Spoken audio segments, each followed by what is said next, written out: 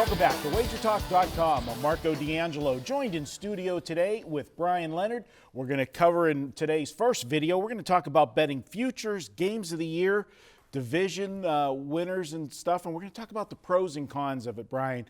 It's summertime. We're taping here the end of May. Memorial Day weekend's coming up, and you're going to start seeing, NFL season win totals all around town. You'll have the college win totals. Last week, you and I were up in Reno, and while we were out of town, the Golden Nugget brought out some of the big college divisions.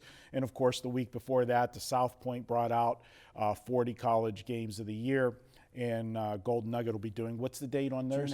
June 8th will be coming out. So this is the time where a lot of the pro bettors, this is something that the casual fan's not going to go be making bets early unless you're visiting Vegas and you want to throw something down like on a team to win the Super Bowl and such. You have guys that do that. But if you're betting serious money, it's going to be mostly sharps and that do this for a living, because you're not wasting, but you're tying up your money for a long time. That is the major drawback, is you are tying up your money for a long time. The major benefit is it's you against the bookmaker. Whereas opposed to during the regular week of football, it's you against thousands and thousands of other sports bettors, including the bookmaker and other smarter people. Most of the limits here are 1,000, 2,000, whatever on these.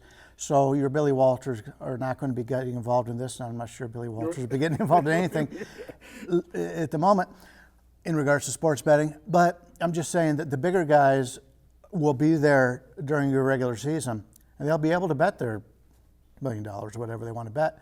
They're not going to waste their time on a $1,000, $2,000 bet. So we get the chance to take advantage. I put my work against the bookmaker's work, and most of the time, if you do your job correctly, you'll be getting a much better line than you do the week of the game. Yeah, let me elaborate on what you mean by you against the bookmakers, because you're talking about the first number out, and first number out's going to be what the bookmaker's opinion is, and that's especially the books that put up their own numbers. They're not a copy and paste shop. They're coming out, laying out a number for you to bet early, and you feel your work is better than their work, and you're going to take advantage of it.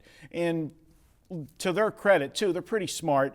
They'll take those $1,000 or $2,000 hits, too, because that's also going to help massage their number and let them know where they should be and give them a good idea going into the season if they're overrated or underrated certain teams. If they saw that they got one-sided action on the game of the year plays, and they all involved, say, Ohio State, for example, everybody was on them, then they got to go back and take a look and say, are we off on this team? And it's going to help them out as the season goes on as well. Yeah, our partner in crime that's not here this week, Cheetah, he was there last week when Chris Andrews over at the South Point put those up, and Cheetah made some bets into those. I wasn't ready. I was not expecting Chris to put that out. I was shooting for the June 8th at the Golden Nugget, so it surprised me, and I wasn't even in town.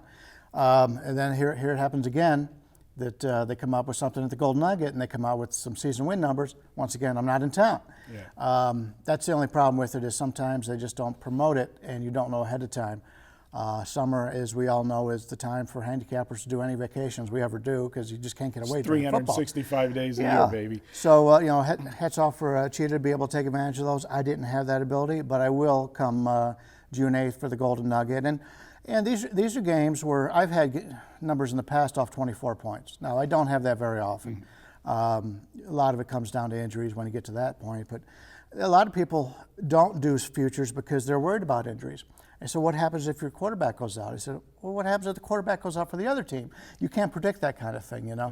So it's something that if you do your work ahead of time, you will get better numbers. If you've got a bankroll that can support you keeping that money in there, a lot of the guys will go to the games of the years and they'll play the first 2 or 3 weeks. I've always looked at it the other way, because if I'm doing my work correctly, it's going to show out as the season goes on. So at the end of the year, I can get the better numbers, and I don't have to fight the other guys who are getting in weeks 1, 2, and 3. There you go. It's good stuff, Bryan. I always appreciate that. The one thing that I'll add in there is, you've got to, it's proportionate to your bankroll too. You don't want to sit there, if you're doing a limited bankroll, you don't want to tie up, half of your bankroll in plays that you are not going to be able to cash a ticket till late in the season. That's just not wise.